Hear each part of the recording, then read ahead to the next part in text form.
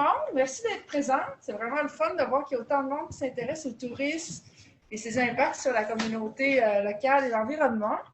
Donc, on est fiers d'avoir Luc Renaud avec nous aujourd'hui.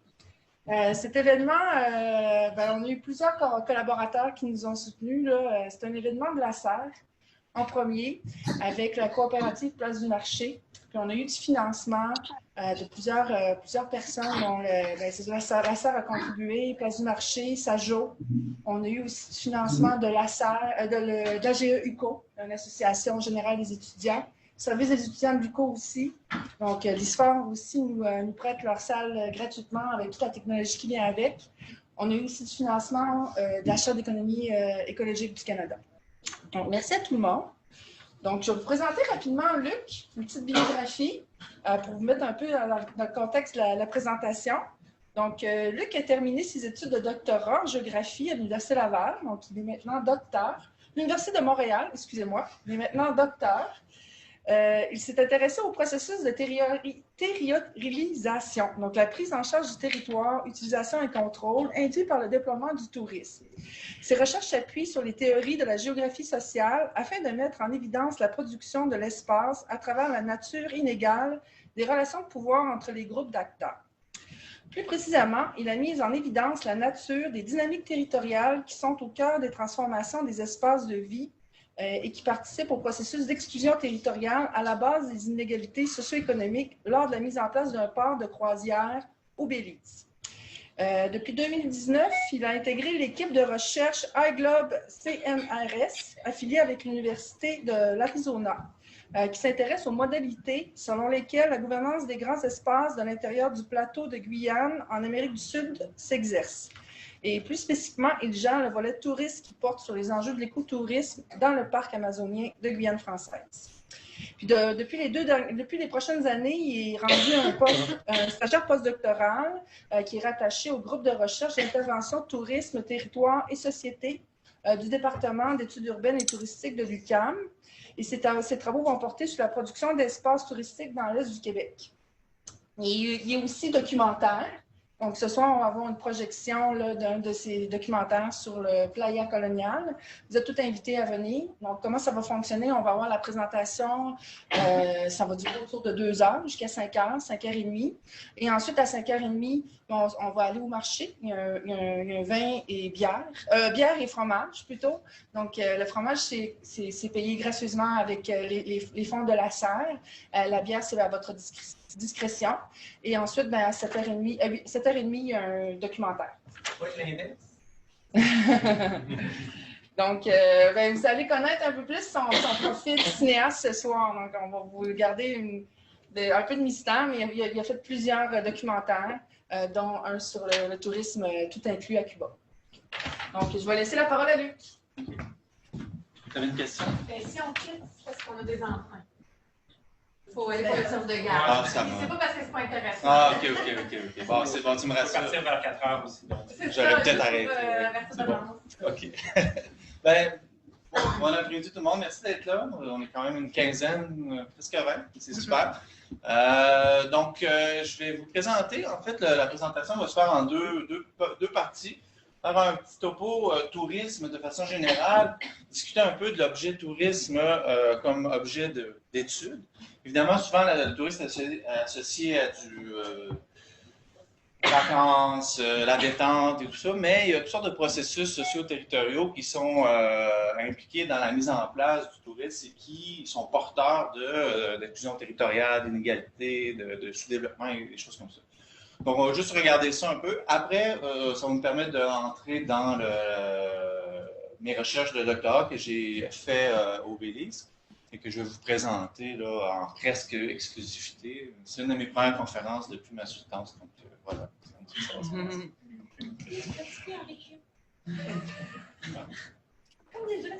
Mais oui, je m'étais dit si ça se fait à répondre, ça laisse passer. Oui. Donc, on va parler de tourisme, on va parler de communauté, on va parler un petit peu d'environnement aussi. L'image que je présente au départ est assez parlante par rapport au tourisme transnational. C'est beaucoup David contre Goliath, c'est des grosses compagnies étrangères qui arrivent dans des régions La région dans laquelle j'ai travaillé, c'est une petite région côtière dans le sud du Belize. Je vais vous montrer une carte tantôt où on a des villages de pêcheurs et puis qu'un jour on leur annonce, ben là, on va avoir des bateaux de 4000 passagers qui vont venir 2-3 fois par semaine, qui est nettement plus important que la population totale des alentours. Comment ces communautés-là entrent en relation avec ces compagnies-là, avec ces acteurs-là, et quel type de relation de pouvoir qui s'établissent. Donc, c'est un peu ça la thèse. Mais avant, je vous parle un peu, peut-être des choses pour certains que vous savez déjà, un peu le phénomène touristique dans les 20-30 dernières années, comment il a explosé. On est rendu dans des chiffres assez impressionnants. On est rendu à 1,4 milliard de visiteurs internationaux. Bon, le chiffre est important, il faut faire attention. En Europe, on a beaucoup, mais on sait qu'en Europe, si tu changes de France à Belgique, tu es compté comme un voyageur international.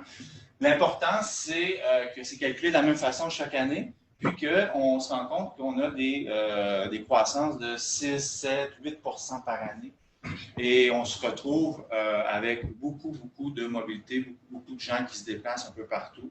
Et aussi, ben, on va en parler un petit peu tantôt, beaucoup d'émissions de gaz à effet de serre. Qu'est-ce qui explique ça? C'est surtout la question de l'hypermobilité. Et c'est un peu le défi, hein, en fait, du tourisme en ce moment. Beaucoup d'économies qui sont basées sur le développement touristique. En même temps, la mobilité augmente. Je pense à l'Europe, entre autres, avec les compagnies de low cost. On fait des vols pour 40-50 €. C'est pas comme ça encore en Amérique, mais c'est de moins en moins cher. Donc, les gens ils se permettent. Bon, j'avais une étudiante à la dernière session qui me disait que quand elle habitait à Barcelone, des fois, elle allait magasiner à Paris. Puis, elle revenait le même jour. Elle prenait le premier vol du matin à 6 h. C'était des moins chers souvent. On allait à Paris faire la soirée, il revenait un petit peu pompette, puis il prenait le dernier vol à 11 h, puis là, à 1 h du matin, 2 h du matin, il arrivait chez eux. Mais ça existe. Pour la même journée, ça existe. C'est moins fréquent, mais ça existe. Puis pour des week-ends, mais c'est comme ça. On est rendu là.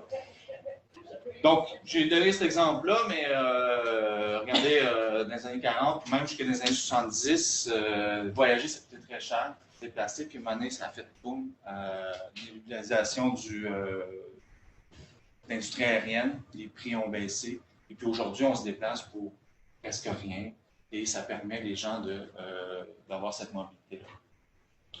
Tourisme, c'est aussi une question d'ubiquité. Le tourisme est partout. Je donne cet exemple-là. C'est les fameux autobus rouges qu'on voit un peu partout dans toutes les villes du monde, qui étaient d'abord des autobus de Londres, mais qui sont devenus un symbole, en fait, de l'expansion du tourisme transnational. On fait tous partie du spectacle touristique. Je disais à Anne tantôt, tu es à Québec, c'est à rue Cartier, tu prends un café au Grégoff, puis il y a un autobus rouge qui passe, tu te fais prendre en photo. Tu es un local qui fait sa vie de local, les gens ils prennent ça en photo, ça les intéresse. Tu fais partie du spectacle touristique. Même si on ne veut pas, on est quand même impliqué là-dedans, puis on devient comme citoyen un produit touristique. Donc, on se retrouve là aujourd'hui par rapport au tourisme. Ça amène des complications. On entend parler d'Airbnb régulièrement et tout ça. Et ça amène des résistances. Une série de photos qu'on voit de plus en plus, des choses qui apparaissent, des tourists go home, tourists stay fucking home, tourists kill my neighborhood, etc., etc. Ça commence à Québec même. Dans Saint-Jean-Baptiste, ceux qui connaissent Québec, Saint-Roch, Saint-Jean-Baptiste, tout ça. Moi, j'habite sur Boulevard-Langelier, puis j'en vois là, des tags là, qui commencent à apparaître.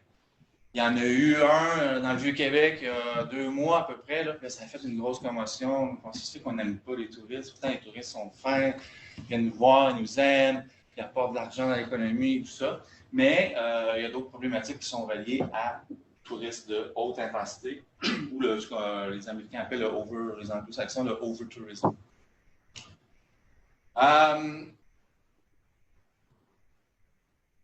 Donc, pourquoi? Parce qu'à la base, business important, c'est des revenus. Okay? On regarde les chiffres ici, au niveau mondial, c'est en 3e position après les produits pétrochimiques puis le pétrole. Donc, il y a beaucoup d'argent qui est impliqué là-dedans. Donc, l'idée de ralentir, l'idée de plus développer, qu'on est dans une économie capitaliste, on est là-dedans. Puis les chiffres, comme je disais tantôt, on est à 4, 5, 6, des fois 7 d'augmentation.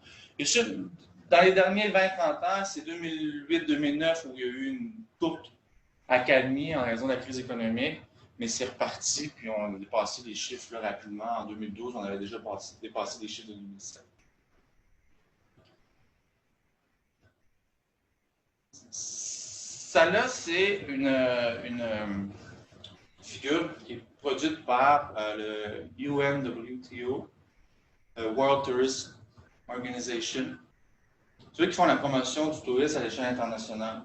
Donc, le discours de l'Organisation de tourisme mondiale, OTM en français, c'est la croissance. Et pourquoi? Parce que le tourisme est important pour les... Si je vous demande d'observer cette image-là,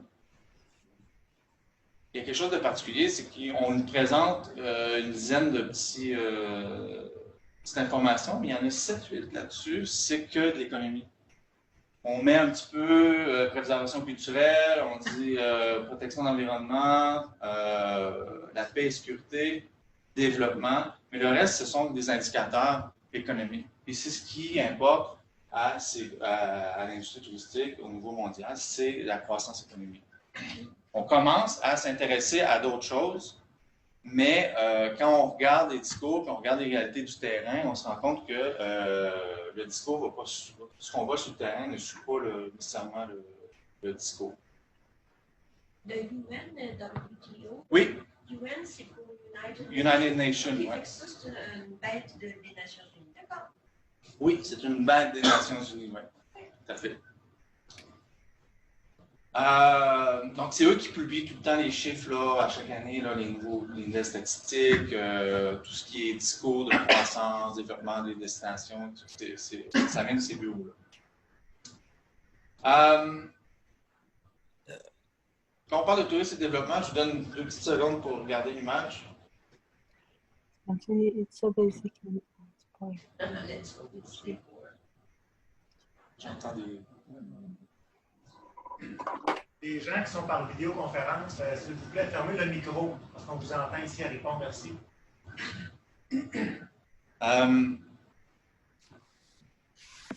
Moi, dans la vingtaine, j'ai fait comme ça. J'ai pris mon sac à dos, je suis parti. Il y a beaucoup, je pense, qui ont fait ça aussi. Puis qu'est-ce qu'on faisait quand on voyageait? On voulait payer le moins cher possible. Puis c'est normal, on était jeunes, pauvres, d'aventure et tout ça. Je suis retourné à certaines occasions dans des destinations que j'étais déjà allé. Je suis allé à Toulouse en 2000, je suis retourné en 2007, puis je suis retourné il n'y a pas longtemps. Est-ce qu'il y en a qui connaissent Toulouse? Je pense que pour ceux qui sont allés dans d'autres destinations, qui étaient plus jeunes, qui sont retournés 10 ans ou 15 ans plus tard, Bali aussi, ça a changé. En fait, toutes les destinations. Je vais vous montrer une image tantôt. Et puis, là, j'arrive à Toulouse. Je ne sais pas si tu es allé souvent, sur plusieurs années. Non, on va le compter. On t'a le compté. Moi, je l'ai vu quand c'est là. Tu as vu là? Là. OK. Ben, avant, c'était une rue principale avec des commerces puis une plage, c'était tout. Là, maintenant, c'est devenu une ville. La des Carmen, c'est pareil. Il y avait... Depuis les années 2000, il y avait 4-5 000 habitants, sont rendus dans les 70 000. Et des exemples comme ça, il y en a plein. Et là, les jeunes ou les voyageurs, ils se plaignent que, mon Dieu, c'est rendu que ça coûte cher. Puis tout ça. À la base, on se dit, ouais, mais les gens travaillent, ça fait rouler l'économie locale, puis c'est bon pour la communauté, c'est bon pour les communautés, tout ça. Mais tu te rends compte que souvent, plus la destination va grandir, plus la population locale va s'appauvrir. Parce que c'est pas eux qui vont retirer les bénéfices de tout ça. La plage de Toulouse, entre autres, avant, on pouvait camper sur cette plage-là, puis quand on payait à une dame locale. Maintenant, ça va coûter 70 US, on en payait 3-4 $ US à l'époque. Mais l'argent ne va pas. Puis, il y a des travailleurs et tout ça. Donc, ça fait toute partie de la problématique de des prises de contrôle par des intérêts étrangers. Puis quand je dis étrangers, pour l'exemple de Tulum, ça peut être des investisseurs de mexicains aussi, là, de Cancun ou de Mexico aussi. Mais cette image-là est intéressante parce qu'on entend souvent ce discours-là de dire on va garder, puis c'est bien plus authentique quand les gens sont pauvres. C'est plus réel et ça, donc bon. Ça existait au Québec, hein, dans les années 20, 30, les Américains débarquaient dans le Bas-Saint-Laurent, débarquaient à l'île Bonaventure, puis les petits Québécois, ils allaient vendre des coquillages aux touristes. T'sais. Exactement le même setting qu'on voit en Amérique latine, on l'avait au Québec, puis on s'est développé, nous, avec le tourisme, on s'est développé avec plein d'autres choses. Ça, c'est une autre partie du problème. L'idée de vouloir développer aussi va donner, par exemple, des types de tourisme qui peuvent paraître. Donc, on a le tourisme de masse, mais on a des touristes de niche aussi. Puis il y en a qui sont associés à des particularités de touristes de pauvreté. Donc, par exemple, des tours guidés dans des bidonvilles au Brésil, dans les favelas ou des choses comme ça. Encore là, toutes sortes de problèmes d'éthique reliés à ça. Et puis, ça peut faire 20 ans qu'il y a du tourisme dans le bidonville, mais est-ce que le bidonville existe encore? Oui. Est-ce que le bidonville est plus gros qu'il y a 20 ans? Oui. Donc, est-ce que le tourisme est un vecteur de développement pour les communautés locales? Non. Tourisme et justice sociale aussi. Je vais vous montrer un petit extrait. Quand on va dans un resort, prendre l'exemple du Mexique encore sur la côte ouest, je suis allé dans le coin de Puerto Vallarta il y a quelques années, un peu plus au sud. Et puis les gens, j'étais dans le petit village, puis les gens m'avaient dit, des expats m'avaient dit, va voir tel village, il y a une belle plage et tout ça. Je me déplace, je m'en vais au village, j'arrive, je traverse le village, je prends la route pour aller vers la plage. Et puis là, la route est coupée, les clôtures, des miliciens qui empêchent l'accès à la plage. Je retourne au village, je demande aux gens qu'est-ce qui se passe, puis là, ils me racontent. C'est une petite plage avec des petits palapas, puis des gens qui vendaient des tacos, tout ça. Puis à un moment donné, en plein milieu de la nuit, l'armée est débarquée avec les policiers. Ils ont tout saccagé, ils ont sorti les gens de la plage, ils sont arrivés avec des papiers, ça nous appartient. Et puis j'ai regardé l'année passée. Ça fait 3-4 ans de ça. L'année passée, j'ai regardé, j'ai retrouvé qu'est-ce qu'il y a maintenant aujourd'hui. C'est un gros resort. C'est vrai là, c'est vrai ailleurs aussi. Partout où il y avait un resort, il y avait des populations, probablement avant. Donc, on peut le faire de cette façon-là, d'une façon violente. Donc, la violence et le tourisme vont de pair. On peut le faire aussi à travers ce qu'on appelle le tourisme de catastrophe. Ça s'est produit au Belize. Ça va se produire probablement à Porto Rico. Ça s'est produit dans les Antilles aussi. Puis ça s'est produit également en Asie avec le tsunami de 2004. Donc, une catastrophe naturelle qui fait le ménage, en guillemets. Les gens sont trop pauvres pour se réinstaller. Ils ont tout perdu. Il n'y avait pas d'assurance. Il y a des gens qui arrivent avec de l'argent. Ils leur proposent des montants qui semblent intéressants pour les gens parce qu'ils sont dans une situation de détresse. Puis tu repasses là 5 ans plus tard, c'est des étrangers, c'est des hôtels. La population locale est partie. Donc, ça peut se faire de cette façon-là, mais ça peut se faire aussi à l'aide, par exemple, je vous montre un petit extrait rapidement. L'extrait que je voulais vous montrer, c'est à l'île La Vache. Je vais faire ça comme il faut.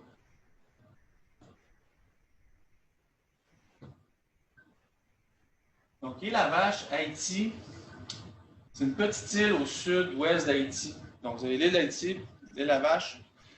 Et puis, je vais vous montrer le petit extrait que vous allez comprendre le lien entre violence et développement touristique.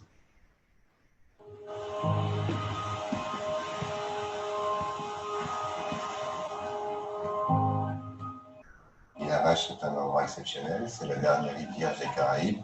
Le ministère du Tourisme a développé tout un ensemble de stratégies visant à attirer plus de touristes en Haïti. On a cru à cette forme de tourisme qui pouvait se développer de la même façon que la République dominicaine, et ça n'a pas été le cas à cause de toutes les histoires politiques qu'il y a pu y avoir. Avec un arrêté 10 mai 2013 qui sortit, qui déclarait nous de tout bien nous pays la vache, de tout intérêt, et que nous pas faire 3 cités pour mettre Mouni la vache, pour dire que nous ne pas habitués, dit non, Mouni la vache, pas qu'à vivre dans la cité. Dès qu'à oui, Michel, dès qu'à demande de travail, il y a des grands net, il va dire que faut tirer la lumière. Les policiers disent que nous sommes en train nous sommes traités en pire. Et machine police de la question. Il y a arrêté madame petitement. Il y a minuté. Il n'y a pas pour nous. Nous n'avons pas manifesté pour demander le gouvernement manger. Il n'y a pas manifesté pour demander pour le gouvernement. Il n'y a pas manifesté pour demander à bas aucun gouvernement. Nous sommes prêts pour collaborer, mais nous ne pas accepter pour nous déplacer, mais pour nous perdre bien nous, pour nous perdre le territoire. Maintenant, nous allons tout peuple pour nous continuer la bataille pour jusqu'à ce que nous joignions une victoire finale. Tout aussi la belle comme ça, c'est le paysan de la vache qui bâtit, qui a lié le fait bien comme ça. Mais si vous posez pas pour le faire, il faut poser ça, la fait pour et avec nous, la vache, avec le paysan de la vache. Est-ce que nous menons la vache et pas nous, est-ce que nous pas besoin de vivre? Parce que si nous regardons la situation, nous la comme si, et pas même nos chiens, pas vivre, comme ça, rien à vivre, grand goût, misère.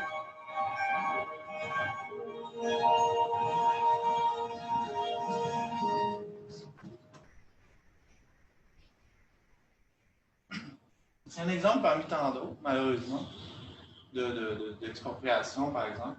Donc, ça reflète l'idée du développement touristique,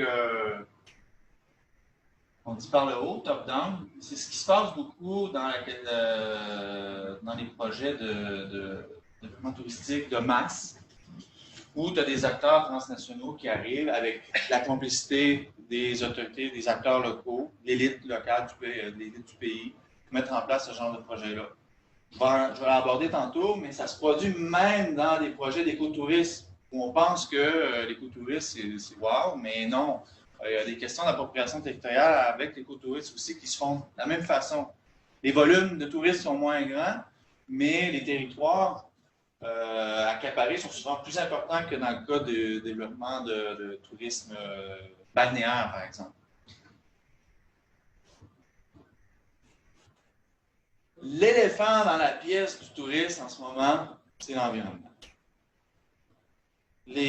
On parle de justice sociale, on parle d'inégalité économique, des choses comme ça, mais là, le nouveau truc qui vient d'apparaître, qui commence à rentrer dans la tête des gens, c'est la question de l'environnement.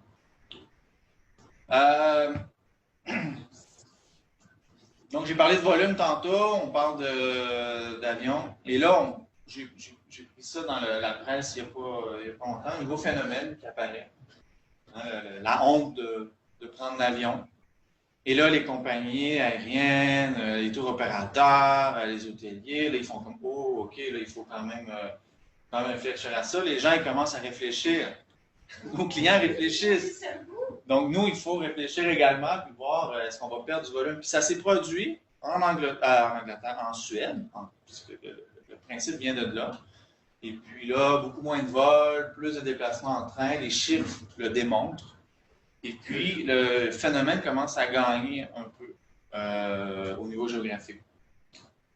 Moi, je parle à des gens, c'est pas scientifique, là, mais on parle aux gens, puis ils disent, ben, ouais, je vais peut-être sauter mon tour cette année, tu sais, ou bien au lieu de prendre l'avion, je vais aller en Gaspésie, tu sais, mais s'il y a des milliers de personnes qui commencent à faire ça, ben pour l'industrie, ça commence à être quelque chose avec lequel il faut interagir. Je dis à mes étudiants, je donnais un cours à l'UQAM, un cours de maîtrise ça s'appelle développement durable des territoires touristiques. Beaucoup d'étudiants en gestion du tourisme. Et puis, je leur dis, le changement climatique, l'environnement, c'est le point majeur avec lequel vous allez avoir vous commencez, vous allez être là-dedans dans les 20, 30, 40 prochaines années, il va falloir tenir compte de ça.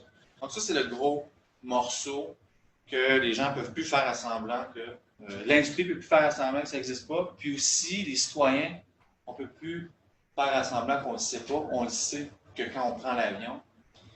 Vous savez, l'avion, ce qui est paradoxal, c'est que quand des gros avions, quand ils sont bien remplis, hein, le nombre de litres d'essence au kilomètre, il est pas, au 100 km, il n'est pas très élevé. Hein.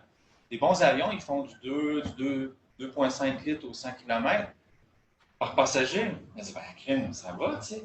Sauf que tu fais 12 000 km, tu fais 8 000 km.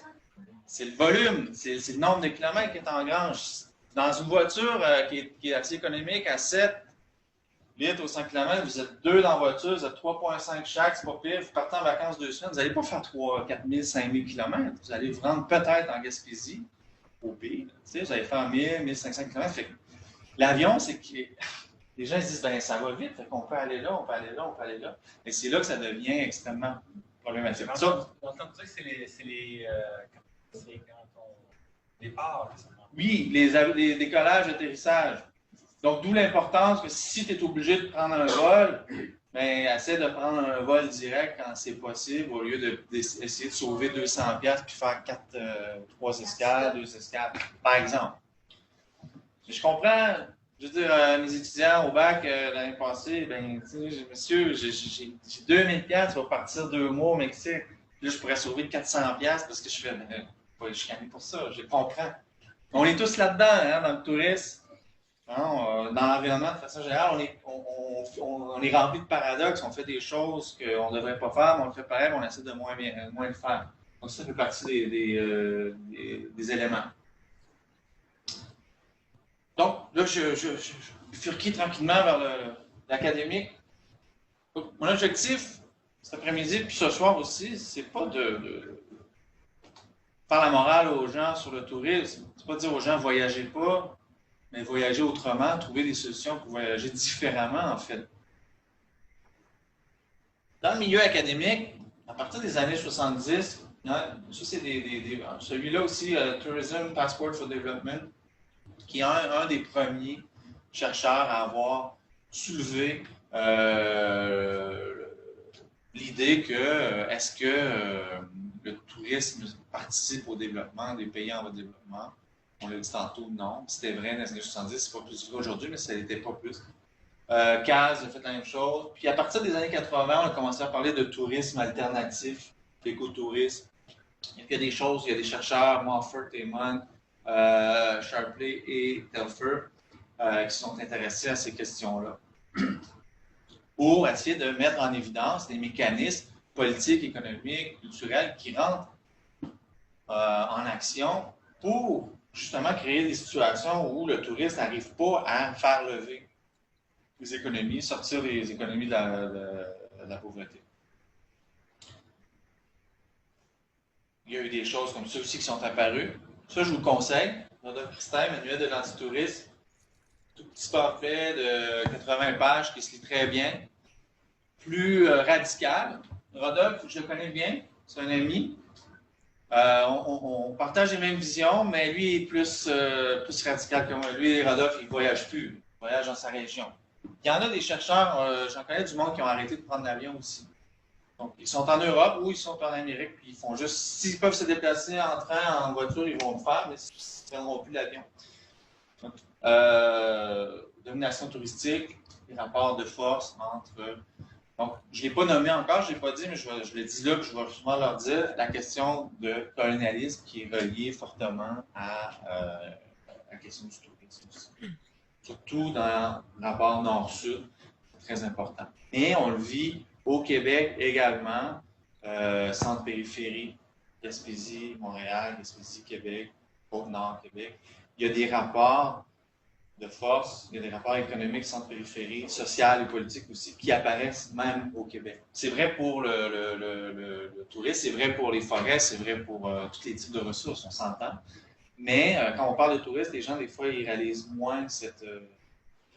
c'est l'idée du ludique, hein, qui prend beaucoup de place, puis que les gens se disent, ben, tu sais, je fais ça pour aider le monde. c'est ce qui m'a amené à faire ce film-là. Aider le monde. Je suis allé à Cuba à un moment donné pour faire un repérage pour un film, suite à mon film d'avant, sur lequel je m'intéressais aux questions coloniales dans le nord du Québec. Et là, je me suis retrouvé à le sud. J'ai rencontré des gens qui me disaient « Oui, ben moi, je viens à Cuba, puis je suis dans un resort, mais je dépense, puis j'aide l'économie locale. » Je suis parti avec cette idée-là. La suite, je vais vous le dire à soir. Vous allez voir dans le film. Mais ben, je la devinez quand même un petit peu. Donc, l'académique, le milieu, les artistes aussi, il y a beaucoup de photographes, des artistes en visuel de façon générale, qui s'intéressent à l'objet aussi touriste, pour mettre en évidence les problématiques liées à cette activité-là. Dont l'extrait que je vous ai montré aussi du film sur Haïti à l'île Lavage. Au départ, c'est mon projet de doc. Au départ, je voulais travailler à l'île Lavage. Je suis allé 3 semaines là-bas, rencontrer les gens avant que ça dégénère avec la police puis le gouvernement. Et puis, justement, j'étais revenu au Québec, je commençais à faire mes recherches et puis là, ça a dégénéré. Puis, le projet n'allait pas se faire, parce qu'il ne s'est pas fait. Ils ont débroussaillé pour faire l'aéroport, ils ont arraché des arbres fruitiers pour faire des routes, etc. Mais le projet est resté là parce que les gens ont réussi à résister. Donc, j'aurais pu faire mon doc sur la résistance populaire face au vote, mais je voulais faire quelque chose. Moi, ce qui m'intéressait, c'était l'idée que comment on réagit lorsqu'on se retrouve devant un fait accompli. Moi, je cherchais une destination touristique récente. Je suis intéressé à savoir comment les gens entraient en relation avec ça. Parce que j'ai donné des chiffres tantôt. On n'aura pas écrire des livres comme le manuel d'antitourisme pour faire des films comme Playa coloniale. Je suis persuadé que on se revoit dans 5 ans et qu'on va regarder les statistiques de tourisme et on va se rendre compte que c'est encore comme ça. On aimerait trouver d'autres solutions, mais ça va probablement être ça. Donc, moi, je voulais travailler sur une destination. Okay? Puis je voulais travailler avec des gens qui étaient, à qui on imposait un projet de développement. Donc, j'ai commencé à m'intéresser au tourisme de croisière parce qu'en faisant un séminaire, je me suis rendu compte que la recherche en tourisme critique, aux approches critiques en tourisme de croisière, il n'y en avait pas. Quand on regarde la littérature, c'est marketing, développement de destination, comportement des croisiéristes, comment faire plus de tourisme dans le fond. Il y avait quelques chercheurs qui s'intéressaient aux approches critiques, mais très peu. Donc, je me suis dit, go, on va foncer là-dedans, puis on va aller voir qu'est-ce qu'on peut faire avec ça. Donc, j'ai commencé à rechercher, puis là, j'ai trouvé une destination. Oui, j'en suis dans le dessin, c'est pas comme ça.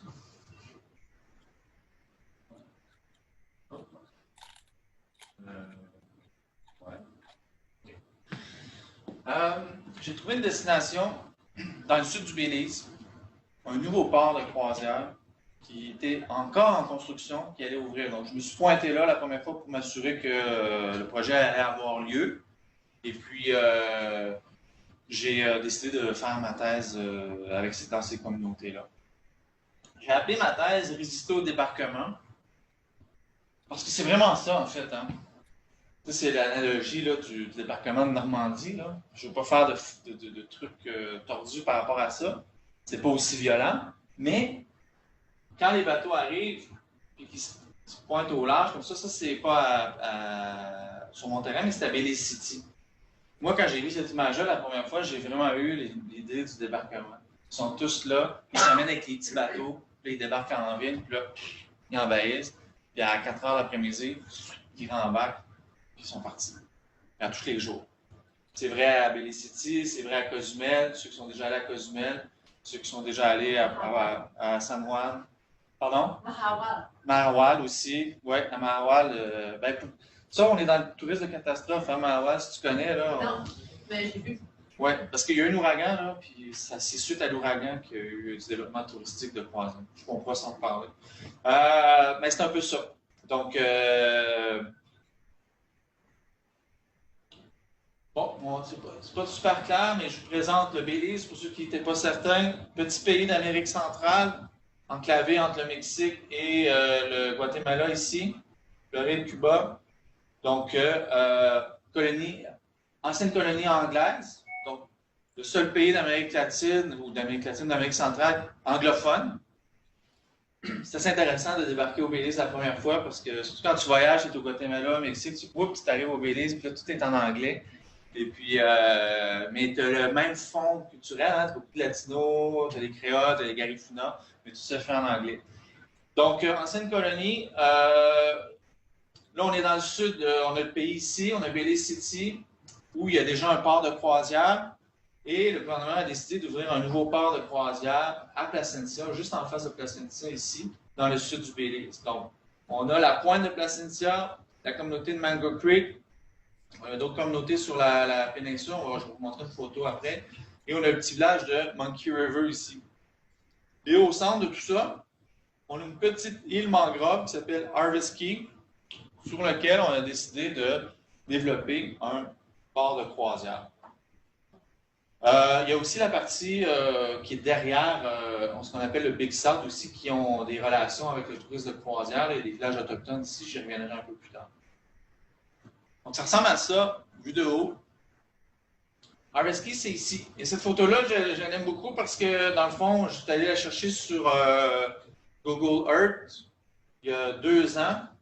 Et là, maintenant, elle est à jour. Je vais vous montrer la nouvelle version, là, où on voit les constructions. Mais là, à cette époque-là, c'était le début. Il avait commencé à arracher des arbres et à remplir la mangrove.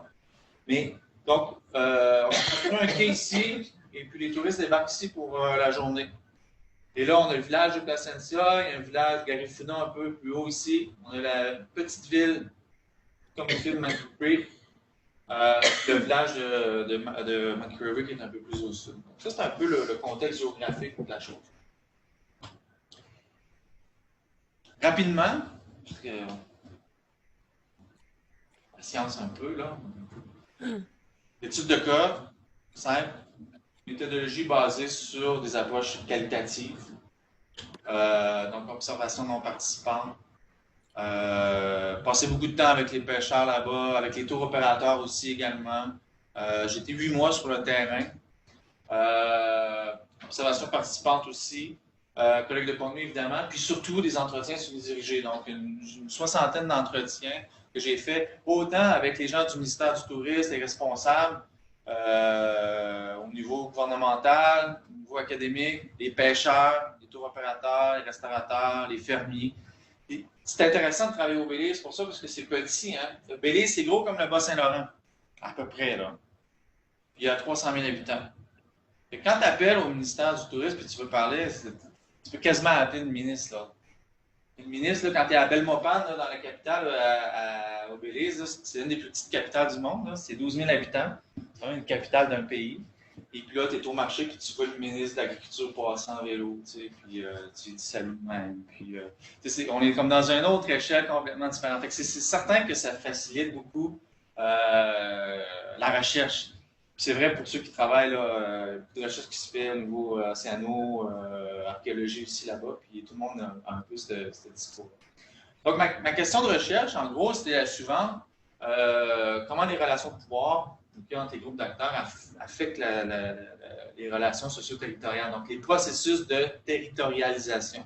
Ça fait partie de l'éducation, d'apprendre à dire ce mot-là, puis rapidement. Au début, on a toujours l'air à mâcher nos mots. Puis, bon, OK. Donc, en gros, en d'autres mots, comment, quand le touriste de croisière arrive, comment il se déploie sur le territoire? Parce qu'il ne faut pas oublier que le touriste de croisière, comment ils font leur cash? Hein? Ils en font parce que tu es sur le bateau et que tu dépenses sur le bateau, mais une grosse partie de leur revenu, c'est les excursions. Donc, ils ont construit une île sur laquelle tu débarques pour aller boire de la bière, mais aussi ils te vendent des excursions pour aller à l'intérieur des terres. Descendre une rivière sur un tube en caoutchouc, aller voir une ferme de je ne sais pas quoi, ou aller visiter un site Maya, ou aller boire de la bière sur un autre petite île pas loin, privé, en guillemets. Donc, comment tout ça se déploie et quelles sont les relations de pouvoir qui s'inscrivent entre les communautés locales et leur territoire et les compagnies de croisière qui cherchent, eux, à s'approprier des espaces au sein même de l'espace de vie des gens pour développer leur activité.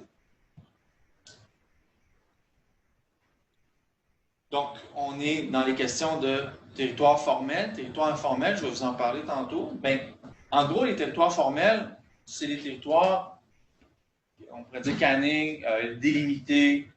On pense au niveau géopolitique, un pays, une région administrative, c'est un territoire formel. Les territoires fonctionnels, pardon, que j'ai nommés ici, ce sont des territoires des espaces de vie, par exemple. Un exemple que je donne beaucoup à mes étudiants, c'est, quand je leur parle de ça, je leur parle de l'Acadie.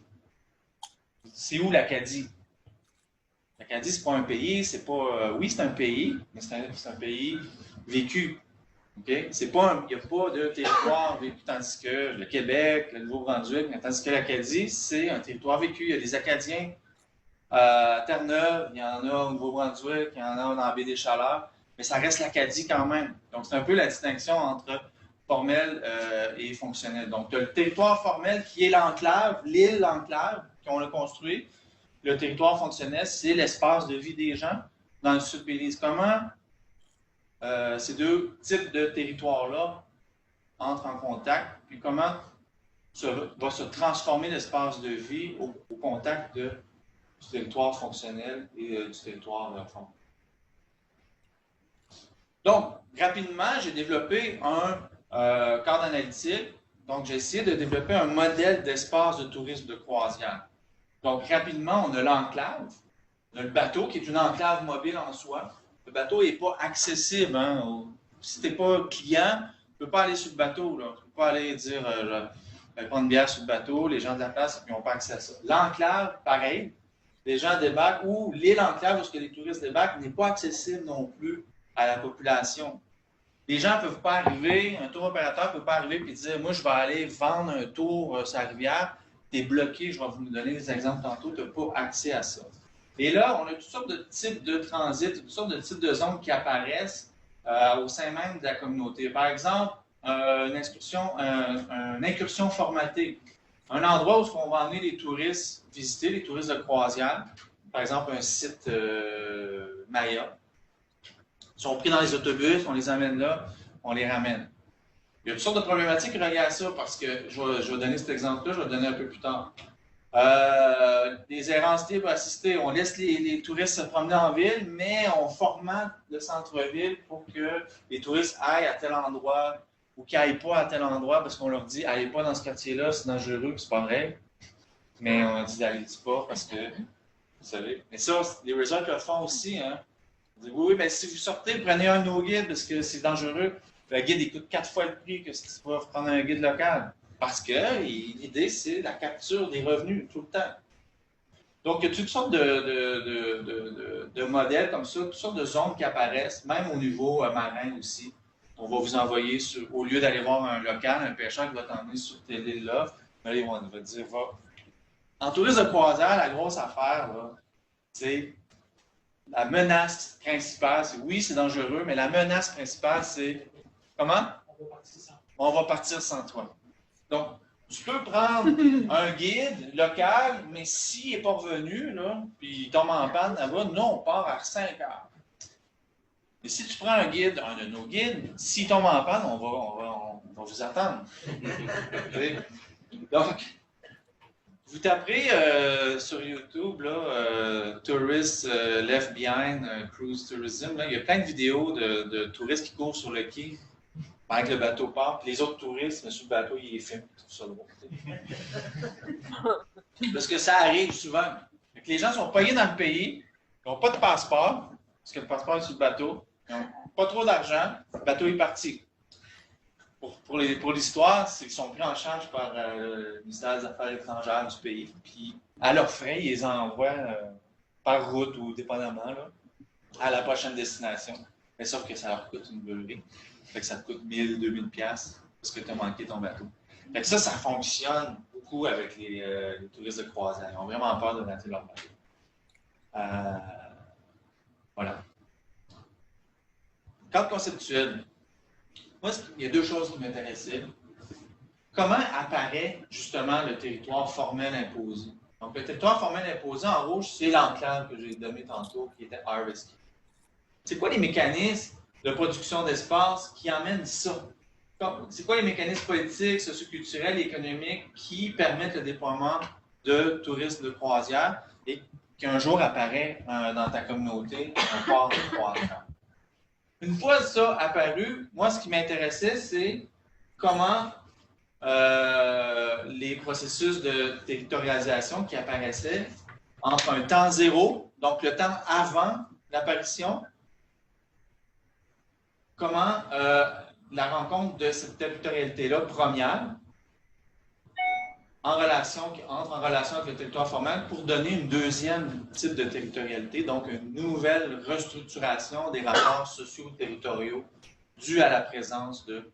Donc, on parle de résistance, on parle d'adaptation, on parle de coopération.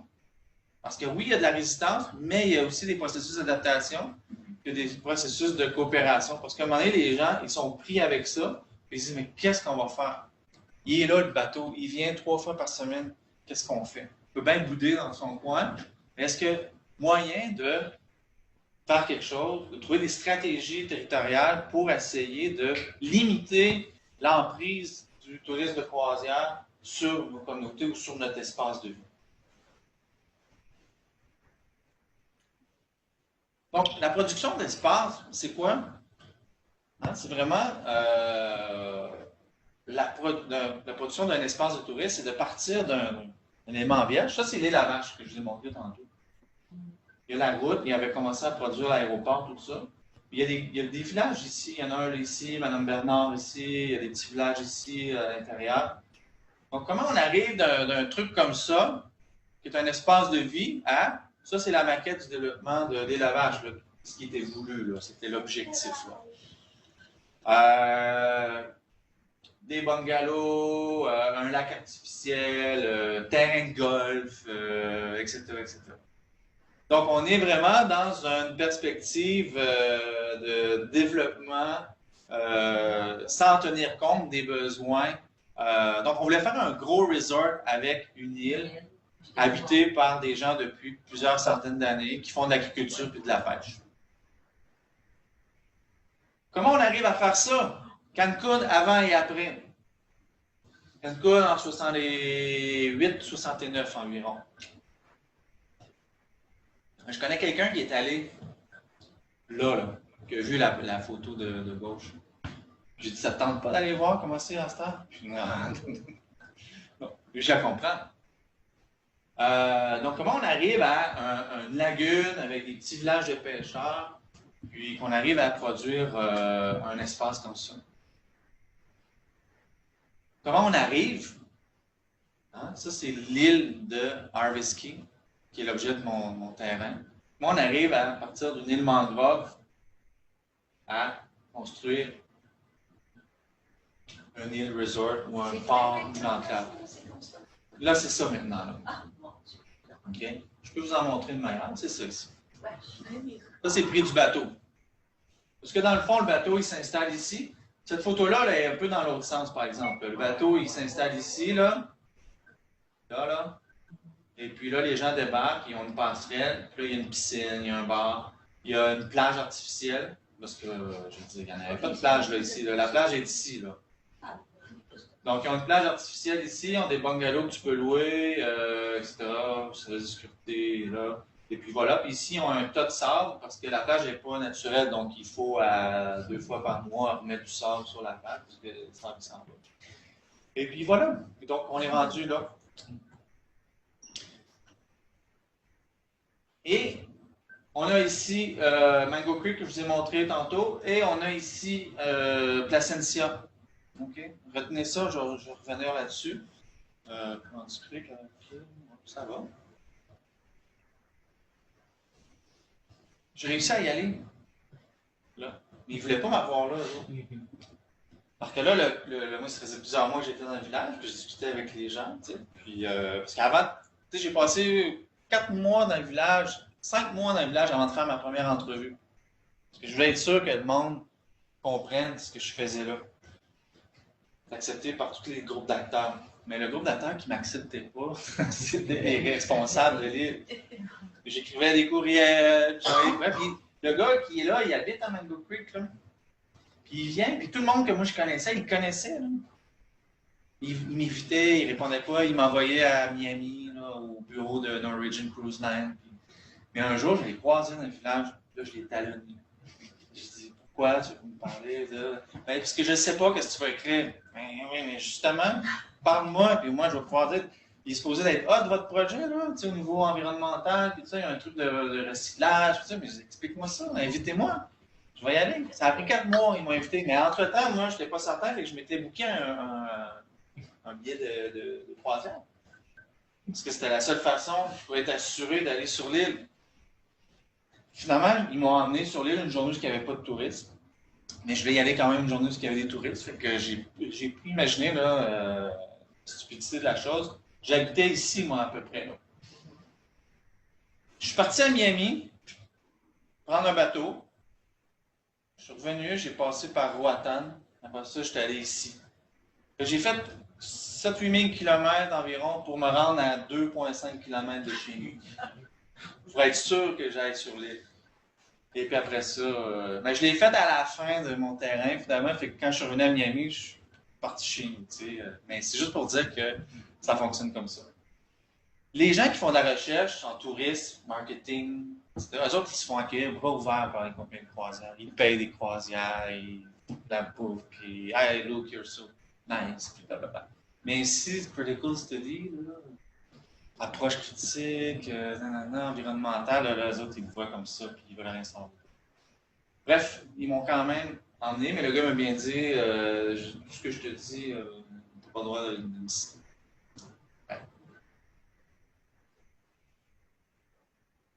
Donc, mécanisme de production de l'espace. Je vous en démontre quelques-uns par rapport au cas à l'éducation. Bon, le premier, c'est la marchandisation de la nature. Il est évident. On a une nature, mais qui n'est pas prête, hein, qui n'est pas transformée, qui n'est pas formatée pour le désir des touristes. Hein, si vous tapez dans Internet, Google Images, Tourism Caribbean, qu'est-ce que vous avez? Vous avez des centaines d'images qui sont tous pareilles. Une plage, puis des palmiers, plage, palmiers, filles en bikini, plage, puis mais la Caraïbe, l'Amérique latine, c'est bien d'autres choses que ça. Parce que l'industrie touristique, en fait, les acteurs du tourisme ont réussi à contrôler le message, à contrôler l'image, puis contrôler le désir, le produit, puis qu'est-ce qu'ils vont vendre aux touristes. Vas-y. Au revoir, merci. Donc, ils ont réussi à faire ça. Donc, les gens, ils ne vont pas aller là, là. Ils vont aller là, par exemple. Donc, quand on parle de production d'espace touristique, on parle de marchandisation de la nature, c'est qu'on réussit à créer un espace naturel. Hein? Parce que là-dessus, là, il y a un petit zoo. Hein? On appelle ça le Eco Center de Harvest Key.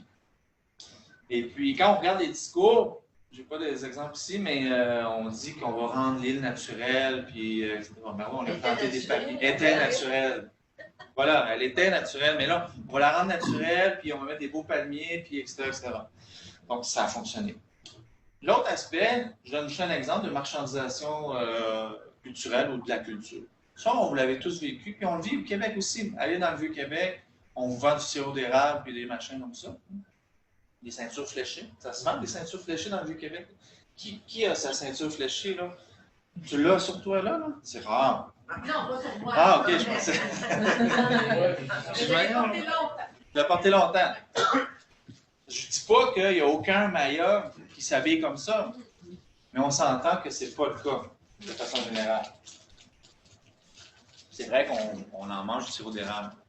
Mais il y a quand même on utilise l'image québécoise, on fait la même chose avec les Français, on fait la même chose avec tous les peuples. Mais particulièrement là-bas, nous, on a un contrôle sur l'image, c'est nous qui contrôlons notre image. Si on veut se folkloriser, on le fait. Mais là, dans le cas des Mayas, par exemple, au départ, les autorités de l'île voulaient faire des cérémonies traditionnelles mayas. Ils n'en faisaient jamais, d'autres, mais là, ils vont en faire. Puis là, il y avait les Garifuna aussi qui sont un autre peuple aussi, qui voulaient faire. Puis là, mais oui, mais les gens vont dire, oui, mais ils acceptent de le faire. Mais sauf que ils sont allés. Là, ça va. Au début, ils sont allés voir. Il y a toujours quelqu'un qui est prêt à faire de l'argent parce que c'est des gens qui ont besoin d'argent. Fait que là, il y a des gens qui ont dit, oui, nous, on va le faire. Mais là, ça s'est su dans les communautés. Puis là, les chefs des communautés ont dit, la main, puis on dit non, non, non, non. C'est nous qui va décider. On est prêt à le faire, mais ça va être nous qui va décider, ça va être quelle cérémonie, comment on va se mettre en scène et tout ça. Parce que souvent, cette question-là est intéressante parce qu'il y a des groupes ethnoculturels qui vont décider d'embarquer là-dedans, faire des revenus, payer ça, puis ça leur permet de garder les touristes à distance. Donc, ils vont aller faire ça sur l'île, les touristes vont rester là, vont être bien contents. Nous autres, ils ne viendront pas débarquer dans notre village et venir nous agacer. Donc, c'est pas à sens unique, hein, le pouvoir. Hein, il y a de la résistance, mais comme je disais tantôt, ça va dans les deux sens. On est capable d'entrer en relation avec celui qu'on pense qui est plus gros et qui est plus fort que nous autres pour aller chercher des éléments. Ça en est un exemple. La construction du consentement, évidemment, est importante parce qu'il y avait de la résistance. Ce que je n'ai pas dit, c'est qu'il y a eu un projet de port de croisière 5 ans auparavant qui n'a pas fonctionné parce que les gens ont résisté. Mais là, ils voulaient faire un village touristique à même la péninsule, sur le bout de la péninsule. Ça, les gens n'ont pas accepté ça. Ils ont vraiment... Une société civile s'est organisée et puis ils ont rejeté le projet. Mais quand ils sont revenus avec le nouveau projet, là, c'était sur une île, au large. Non, mais tu vois, on ne sera pas dans votre village, mais ça va être moins pire, on va faire attention à l'environnement et tout ça. Et puis, une des choses que j'ai réussi à trouver, c'est ça ici. En 2014, la compagnie de croisière, en fait, c'est l'Association des croisiéristes de la Floride, avec le Belize Tourist Board, qui est un peu l'organisme de tourisme gouvernemental, un concours d'écriture pour les enfants du secondaire et du primaire. Pourquoi c'est important que les croisières viennent chez nous? C'est pas est-ce que c'est important qu'ils viennent, c'est pourquoi c'est important. Avec des prix quand même, vous ne le voyez pas ici, mais la première place, 3 000 US à des jeunes. Hey, pensez-vous que les gens ne se sont pas assis avec leurs crayons et qu'ils ne sont pas mis à écrire? Puis 3 000 pour une compagnie de croisière, c'est rien. Ils ont investi 150 millions de dollars dans l'île. Les bateaux, c'est des centaines de millions de dollars par bateau. Ils en ont du cash. 3 000 là, pour faire du PR comme ça, il n'y a aucun problème. C'est un exemple parmi tant d'autres de construction du consentement. Là, c'est des méthodes douces, c'est le soft power. Tantôt, je vous ai montré du hard power quand on parlait des militaires qui débarquent, tout ça.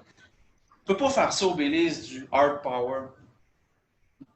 Quand les habitants de la côte ouest du Mexique se font matraquer là, par les policiers, là, ils viennent d'où ces policiers-là?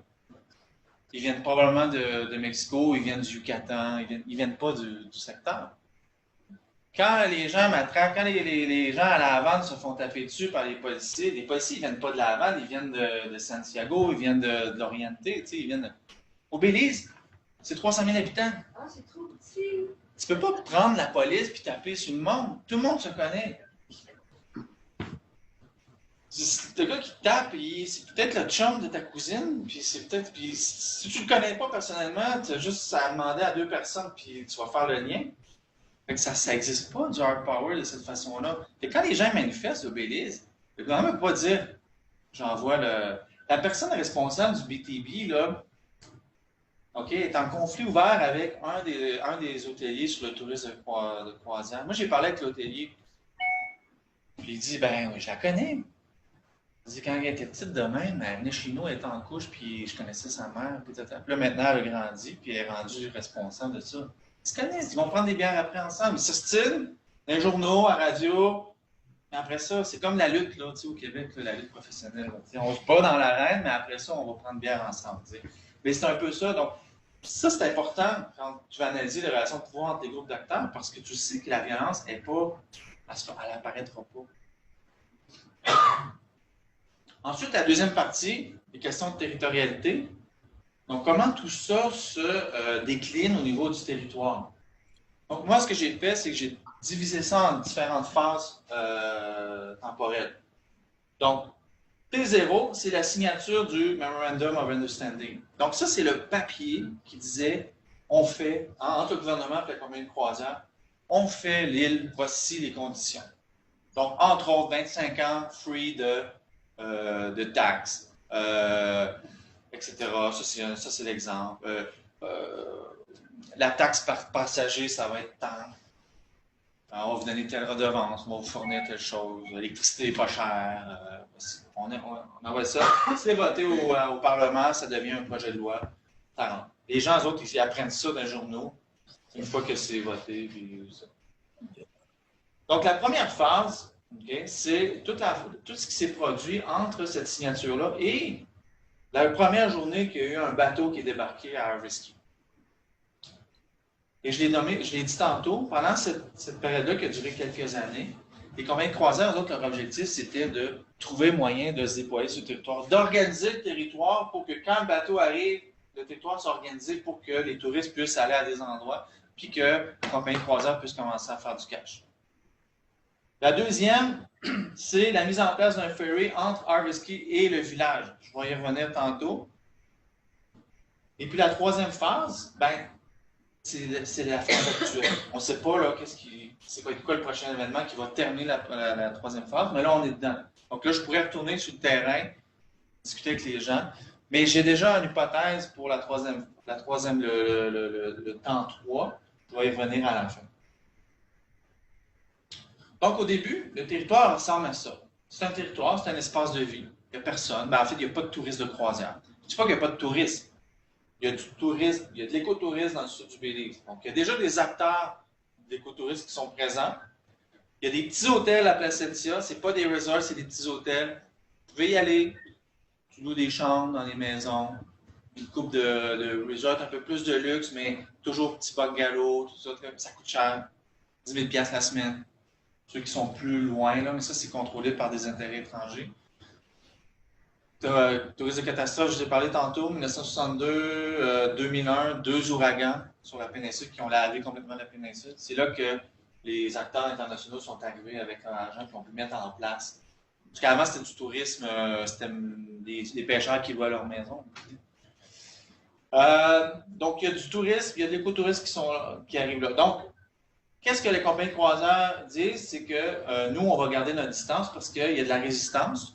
On ne veut pas entrer en relation avec les gens. Ils ne veulent pas de nous, de toute façon. Donc, on va essayer de s'organiser pour se déployer, mais sans trop entrer en relation avec la population locale. Fait qu'ils ont trouvé un sous-traitant, un tour opérateur américain qui travaillait à Belize City dans le nord, marié avec une Bélizienne. Donc, ça marche bien.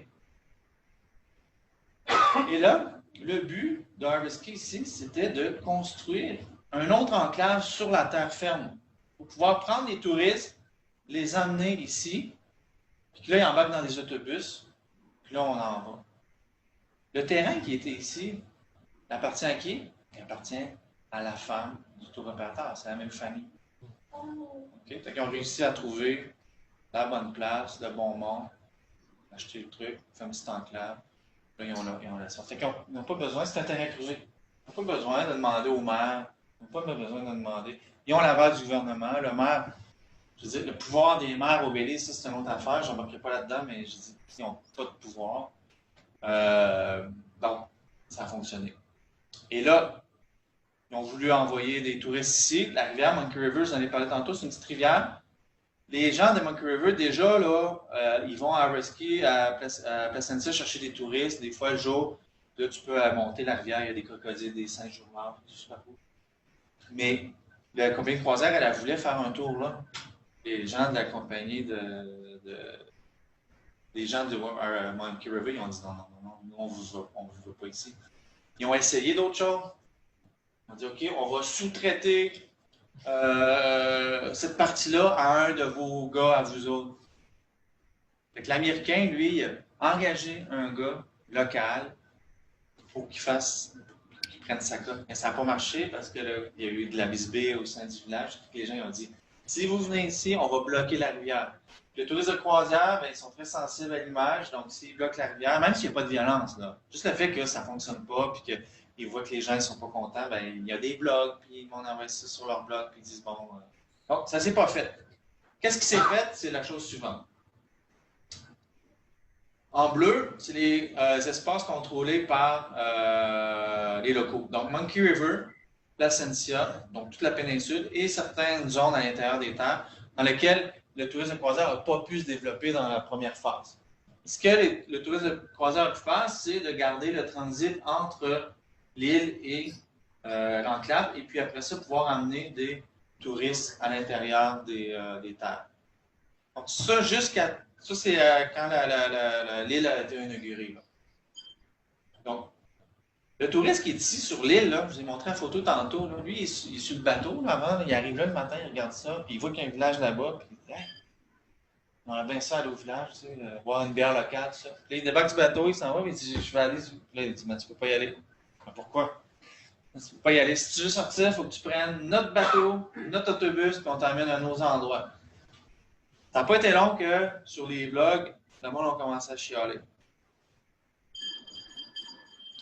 Ensuite, au village ici, là, ce que les gens disaient au départ, là, ils disaient, c'est pas qu'on n'en veut pas de touristes de croisière.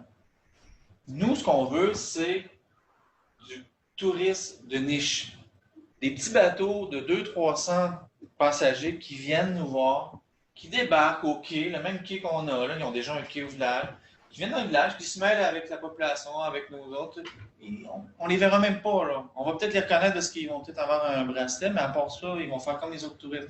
Nous, c'est ça qu'on veut. On veut des bateaux pas plus que 300. Puis là, ça, j'ai piché tous les rapports, les recommandations, il y a eu plein d'affaires qui ont été écrites là-dessus. 300 passagers. Maximum. Fait que là, il a commencé à avoir une négociation entre Norwegian Cruise Line et les gens du village. Parce que, dans le fond, le village savait qu'ils pouvaient retirer des revenus de ça. Ils ne voulaient pas plus que 300 passagers. Puis eux autres, mais il y avait une grogne au sein des touristes. Les touristes disent si on va aller au village, puis là, ça chiale, tout ça, puis là, ben, ça nous fait de la mauvaise publicité. Fait qu'ils se sont entendus pour créer un ferry entre l'île, ici, et le village. Le village a dit le ferry, c'est notre ferry. C'est nos gars, nos bateaux. On va aller vous chercher des touristes sur l'île ici, sur Harvest Caye. Puis on va mettre une limite 300. À tous les jours maintenant, à toutes les escales, il y a un petit ferry qui part, il s'en va chercher des touristes, puis ils les amène sur l'île, dans le village de Placentia. Maximum 300. Ça coûte 20$ aux touristes, 5$ à Norwegian Cruise Line, 10$ au gars qui a le bateau, 5$ au village. Faites le calcul juste à 200. Là. 200 passagers x 5 fois 250 escales par année. Pour le village ici, là, ça quadruple leurs revenus. Ils n'en ont pas de revenus. Il n'y a pas d'impôts fonciers au Belize. Il n'y a rien. Les seuls impôts que tu as au Belize, les seuls revenus pour les municipalités, c'est permis d'alcool, puis chèque de festival de langoustes, puis ils organisent des affaires tout le temps pour essayer d'avoir un petit peu d'argent pour la voirie, pour payer les affaires. La seule affaire qui est payée, c'est l'eau. Donc, toute l'eau potable au Belize, ça c'est déjà bien, là. Mais, fait que les autres, ça leur fait des revenus. Mais, qui contrôle le flux? C'est le village. Ça, là, ça peut paraître banal, mais dans la Caraïbe, dans l'espace caribéen, c'est unique. C'est pratiquement unique. Il n'y a pas personne qui arrive. Ils se font tous bouffer par les touristes de l'industrie, par les acteurs du tourisme de croisière international. C'est génial, dans un sens, parce qu'ils ont réussi à contrôler, s'imposer. À cause de toutes sortes d'affaires. Puis là, je vous en donne quelques pistes, là, mais il y a plein d'autres affaires qui sont apparues qui disent qu'ils font que ça a pu se faire. Mais, je vous donne les grandes lignes. Donc, la journée, parce que j'ai dit tantôt que les touristes ne peuvent pas se déplacer ici. Pas les touristes, les tour opérateurs locaux ne pouvaient pas aller sur l'île non plus chercher des touristes. C'était bloqué. Ils ne pouvaient pas aller ici autour de l'enclave essayer de vendre des bidules aux touristes parce qu'ils étaient bloqués aussi. Donc, quand ils ont commencé à emmener des touristes à Placentia, là, tout le territoire s'est ouvert pour les tour opérateurs, pour les acteurs locaux. Le lendemain du ferry ou la journée du ferry, le territoire ressemblait à ça. Donc ça, c'est tous les transits, tous les flux de touristes qui sont apparus dans l'espace de vie des gens, mais contrôlés par la population locale. Donc, l'industrie, la compagnie de croisière, elle a gardé ses affaires. Mais là, raison de l'apparition du ferry ici, Là, tu as des touristes qui peuvent aller ici, des touristes qui peuvent embarquer dans des voitures, aller visiter des choses, ils peuvent aller visiter des sites. Ça peut être les mêmes sites que les touristes un site archéologique est ouvert autant aux touristes normaux de séjour qu'au tourisme de croisière. Il y a juste les sites qui sont fermés, les enclaves fermées que l'Institut de tourisme de croisière a gardé, que les touristes ne peuvent pas aller. Mais les locaux avaient plein d'endroits pour emmener le touriste. Donc, ces 300 touristes-là, 200, 250, 300, ça dépend des journées. Mais là, ça donne un revenu supplémentaire pour les locaux. Puis c'est intéressant aussi, je pense aux gens de Monkey River qui nous disaient que l'été, à Placentia, il n'y en a pas beaucoup de touristes. Là. En juin, juillet, août, là, il n'y en a pas. Mais il y a quand même des bateaux qui viennent. Ça leur fait ça. Avant, ils ne faisaient rien l'été, ils passaient l'été à boire de la bière. Puis, là, ils travaillent un peu plus. Donc, on a une prise de contrôle du territoire par les acteurs locaux face aux gros joueurs. La suite, ça peut être quoi? Il y a un changement de pouvoir au sein de la municipalité, puis les autres, ils disent un nouveau maire, puis ils disent, d'autres, on va en prendre 500, 800, puis là, peut-être. Un nouveau port, pas loin, ou on agrandit le port ici, je sais pas, on ne sait pas encore. Présentement, ça, c'est la situation. L'idéal, ce serait qu'ils gardent ça à 300, qu'ils préservent leur tourisme sur la péninsule, comme c'était là. Je pense que c'est ça, en tout cas, le discours, ça bouge ça. Mais les choses peuvent changer rapidement. Une autre chose que je me suis intéressé à, ce sont les microdynamiques territoriales.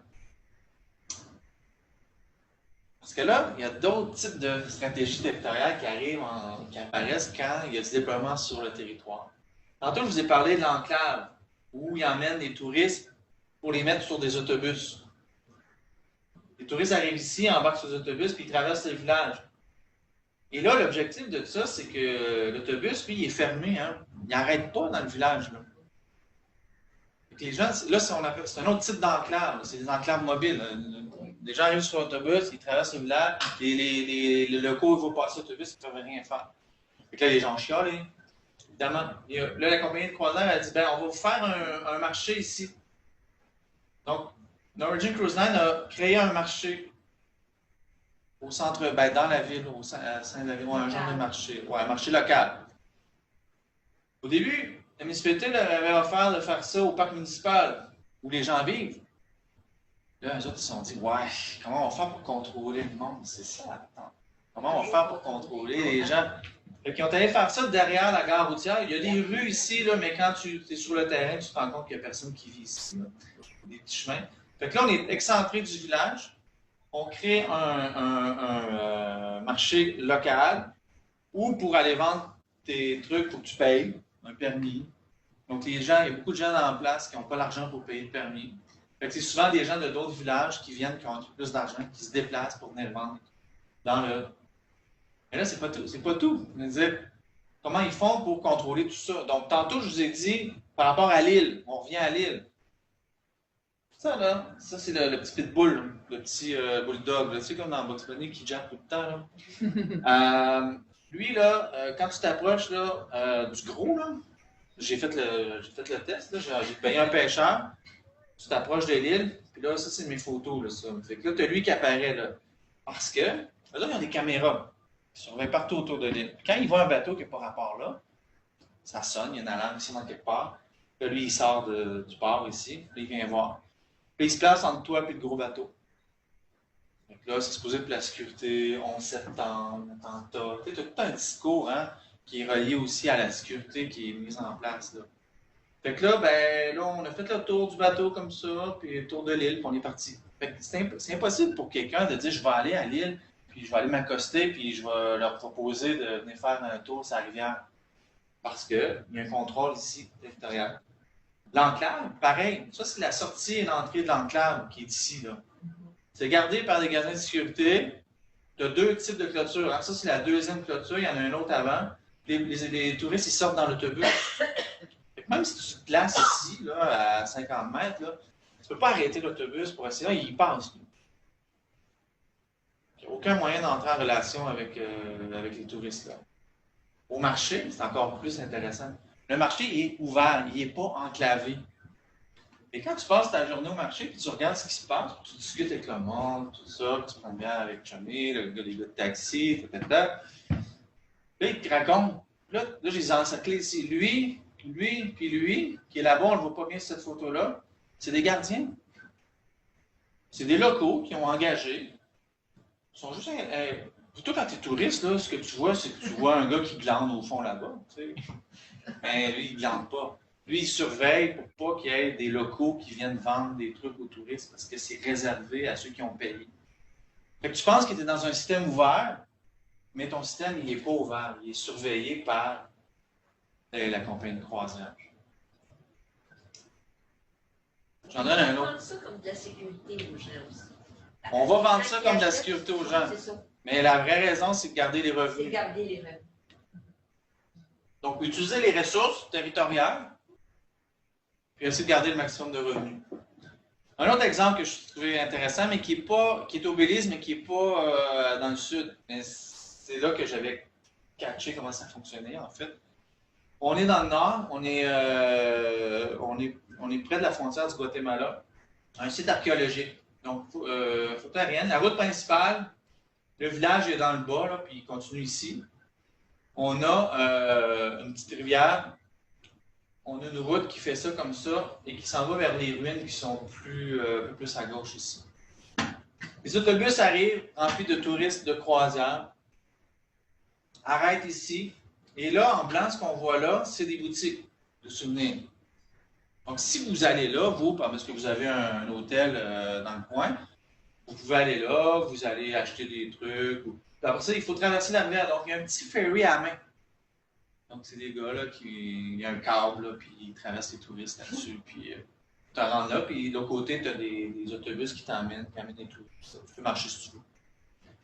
Donc, l'autobus arrive ici avec des touristes de croisière. Ils leur font faire la file ici devant les boutiques pour prendre le ferry. Là, on leur dit, achetez rien, là. Parce que de toute façon, vous n'allez pas marcher avec vos souvenirs au site archéologique, c'est lourd, etc. Au retour, là, vous allez pouvoir vous acheter des trucs, là, parce que là, on va aller visiter le site. Puis ça. OK. Le monde part. Ils s'en vont, ils traversent la rivière, puis ils prennent les autobus, puis ils s'en vont au site archéologique au fond là-bas. Et puis, au retour, tout le monde s'avance ici. Puis là, le ferry, il ne vient pas les chercher. Ils attendent que tout le monde soit arrivé là. Ça prend à peu près un bon 45 minutes, 1 heure, entre les premiers touristes et les derniers. Mais là, il aurait pu les traverser, là. Puis qu'ils achètent des trucs en attendant, tout ça. Non. Ils les gardent de l'autre côté. Fait que la rivière devient une barrière. Le ferry devient la façon de garder les gens de l'autre côté. Et puis là, quand tout le monde est rendu au bord, puis là, on n'a plus le temps. Hey, le bateau, puis il faut y aller, puis tout ça. Fait que là, ils pressent tout le monde, puis let's go. Puis là, tu vois les tours opérateurs, parce que les tours opérateurs, ils ne viennent pas du village, hein, c'est des grosses compagnies à Belize City. Puis les tours opérateurs à Belize City sont contrôlés par des intérêts étrangers, surtout jamaïcains. Donc, c'est eux qui leur disent, ben là, dépêchez-vous, vous ne pouvez pas acheter ici, mais vous allez pouvoir peut-être plus loin si on a le temps. Fait que là, les touristes, ils passent ici devant. Puis t'envoies un ou deux qui réussissent à acheter une assiette ou un foulard, des trucs comme ça. Moi, j'ai fait des entrevues avec les gens ici, puis ils m'ont dit les journées normales, quand il n'y a pas de touristes de croisière, on vend des trucs. Et quand il y a des touristes de croisière, il y a 100 fois plus de personnes. Au lieu d'en avoir 40 qui passent dans la journée, il y en a 400. 10 fois plus, j'ai exagéré. Mais on ne vend rien. On ne vend rien. Les gens, ils ne vont pas au village. Il y a des restaurants là, dans le village juste à côté, ils ne vont pas là. Parce qu'ils se font presser. Donc, il y a une stratégie de qu'est-ce qu'on fait, qu'est-ce qu'ils font après, c'est qu'ils amènent les touristes, puis je les ai suivis, j'ai suivi le bus. J'avais acheté une moto. Fait que, je faisais des affaires. Fait que j'ai suivi le bus, puis ils arrêtent dans un autre restaurant, avec lequel ils ont une entente, que le restaurateur, c'est la grosse poche du village, qui a acheté, qui a fait construire, qui a fait grossir son restaurant aussi. Parce que là, ils vont dire ça, oui, mais les petits restaurants au village sont trop petits pour accueillir tous ces touristes-là. Oui, mais donnez-leur l'opportunité d'investir, puis ils vont grossir s'ils veulent, puis ils vont le faire. Là, ils arrêtent dans des boutiques de souvenirs qui coûtent 2, voire des fois 3 fois le prix de cette boutique-là. Les touristes achètent là. Ils repartent. Donc, c'est un exemple de comment on réussit à configurer l'espace pour contrôler le déploiement, contrôler les... Il y a d'autres stratégies. Celle-là ici, les Recommended Store. Le new shopping Donc, il y a des commerçants qui décident d'investir. Ils vont payer la compagnie de croisière pour que la compagnie de croisière fasse de la publicité. Ils vont dire, la compagnie de croisière va dire, allez acheter là, parce que si vous allez acheter dans une autre boutique, vous allez vous faire avoir. En réalité, c'est là que tu te fais avoir. Parce que lui, il vend bien plus cher. Parce que lui, il paye cher pour être publicisé dans la compagnie de croisière. Fait que toi, tu vas payer tes trucs. Puis ask for your free earrings, puis des affaires comme ça. Mais évidemment, j'ai mis cette photo-là parce que je la trouvais intéressante. Il y a une façon de contourner. Hein. Des façons de contourner les structures territoriales qui sont mises en place. L'exemple ici, c'est au village touristique de Belize City. Même chose. Belize City, si tu veux être tour opérateur, tu payes. Il y a plein de gens à Belize City qui n'ont pas d'argent, mais qui font des sculptures en bois comme le monsieur ici. Puis lui, il n'a pas d'argent pour payer, ou peut-être qu'il ne veut pas. Mais il se dit, pourquoi moi, il faudrait que je paye? C'est ma ville, c'est chez nous. La rue ici, là, elle n'appartient pas à la compagnie de croisière. C'est un trottoir de Belize City. Là. Ben, il y a une police touristique, puis lui, il se cache. Là, il se cache derrière les vannes comme ça, puis des fois, il se fait voir. Qu'est-ce qu'il fait, lui? C'est qu'il se couche à terre. Puis là, il y a un petit espace. Là, il appelle les touristes. Il essaie de leur vendre des sculptures en dessous de la clôture. Ça marche. Parce que quand les touristes ils font comme puis là, il dit ouais, mais je te le vends à tel prix. Puis le touriste, il n'est pas fou. Il vient de voir la même sculpture à peu près 3 fois, 4 fois le prix. Fait qu'il l'arrête au gars. Mais lui, il risque de se faire arrêter, de se faire coller une amende, de se faire, je ne dirais pas violenter, mais de se faire bousculer, de se faire invectiver par d'autres vendeurs qui ont payé leur. Donc, il se crée toute une hiérarchie au sein même de la population qui fait en sorte que il y a de l'exclusion territoriale qui apparaît. Puis ça, c'est un exemple de résistance. Donc, il y a plusieurs choses, mais ça, c'est le côté le plus hardcore que je trouverais plus intéressant. Donc, mes constats, en fait, pour ma thèse, je vais terminer avec ça. Ce que je me suis rendu compte, puis ça, c'est une grosse partie de ma discussion, c'est que j'ai dit qu'il y avait une société civile qui était déjà organisée, il y avait de l'écotourisme. Il y avait des acteurs d'écotourisme qui étaient là, qui voulaient préserver l'industrie écotouristique. Souvent, les compagnies de croisière, surtout dans la Caraïbe, ils vont aller s'installer à des endroits où il n'y a presque pas de tourisme ou du tourisme de masse, du tourisme balnéaire. Il arrive à des endroits où il y a déjà ce type de tourisme-là. Donc, ils n'ont pas de difficulté à entrer en relation avec le territoire. Mais quand ils sont arrivés au sud de Belize, ce qu'ils n'ont pas calculé, c'est qu'il y avait du monde là qui faisait de l'écotourisme. Même si ce n'est pas parfait, l'écotourisme, on pourra en discuter. Ça reste qu'on est dans des échelles, on a des rapports de pouvoir, des rapports de force qui sont complètement différents du tourisme de masse. Et l'autre chose aussi qui est intéressant, c'est quelques années auparavant, le gouvernement bélisien avait essayé de développer l'exploration pétrolière au large. On sait qu'au Belize, c'est la deuxième plus grande barrière de corail au monde. Elle est beaucoup plus petite que celle d'Australie, mais elle est quand même importante. Et là, quand on parle d'écotourisme, on parle d'écotourisme à l'intérieur des terres, mais on parle aussi d'écotourisme en mer. Hein. C'est magnifique le Belize. Hein. Tu peux faire de la pêche sportive, de la plongée. Fait que tous ces acteurs-là, plus les Autochtones, tout le monde s'y met ensemble pour repousser les projets d'extraction pétrolière. Puis ça a fonctionné. Ce monde-là, là, quand le Norwegian Cruise Line est arrivé, il était là, il était prêt, ça venait de se produire. Il y avait l'expérience, il était organisé, les réseaux étaient là. Donc, c'est face à ça que la compagnie a eu à se battre de son côté. Ma perspective, c'est que s'il y a déjà quelque chose qui existe, si on arrive dans des endroits déjà organisés, où il y a déjà du tourisme déjà là, d'écotourisme ou d'autres formes de tourisme alternatifs, ça va être plus facile pour les communautés à visiter. L'autre chose aussi, puis je l'ai nommé tantôt, maintenant, puis ça je l'ai dit aux destinations, puis je l'ai dit aux gens des futures destinations également, le produit touristes de croisière, les compagnies de croisière, ils en construisent des bateaux. Ils construisent des bateaux, Puis on peut aller sur Internet, puis on connaît tous les bateaux qui vont sortir dans les 5-6 prochaines années, parce que c'est plusieurs années pour construire un bateau, fait que les commandes sont là. On sait qu'en 2024, en 2025, il va y avoir tant de bateaux, tant de nouveaux bateaux, on connaît tout. Ils ont besoin de destination. Pourquoi ils construisent beaucoup de bateaux? Parce qu'il y a des repeaters, okay? Des gens qui font beaucoup de croisières. Ils vont aux mêmes places, mais les autres qui se les font triper, c'est le nouveau bateau. Ils essayent des bateaux. Okay? Mais ça leur prend quand même des nouvelles destinations. Il y a des zones qui sont vierges de touristes de croisière, puis là, il y a beaucoup de compagnies de croisière, puis là, les compagnies de croisière commencent à se faire compétition entre eux. C'est ce qui s'est produit au Belize, dans le sud du Belize. Parce que le sud du Belize, dans l'espace caribéen, c'est intéressant, c'est pas juste de la plage puis des palmiers. C'est de la jungle, c'est des singes, c'est des sites archéologiques. C'est sauvage, le Belize. Donc, ça, c'est un produit d'appel hyper important pour les compagnies de croisière. Donc, les gens ont compris aussi, puis il faut que les gens comprennent aussi, puis c'est vrai en Caraïbes, c'est vrai au Québec, c'est vrai ailleurs, c'est que les compagnies de croisière ont plus besoin de la destination que la destination a besoin de l'autre. C'est pas payant pour une destination de développer du tourisme de croisière, si c'est fait dans le modèle ancien. Là, qu'est-ce qui s'est passé? Puis ça aussi, c'est unique. Norwegian Cruise Line a payé 150 millions pour construire l'île. Moi, j'ai fait des entrevues avec des gens du gouvernement, puis des anciens du gouvernement qui avaient la langue plus déliée. Puis ils m'ont dit, ils se sont fait avoir. Parce que la compagnie de croisière, c'est quoi la force des compagnies de croisière par rapport à du tourisme de terrestre? C'est surtout la mobilité et l'extraterritorialité. Donc, mobilité, ça veut dire quoi? Ça veut dire qu'un bateau de croisière, avant, il disait, ça m'intéresse d'aller chez vous, là. Construisez-moi un port. Puis là, les gouvernements construisaient des ports. On l'a fait au Québec, là.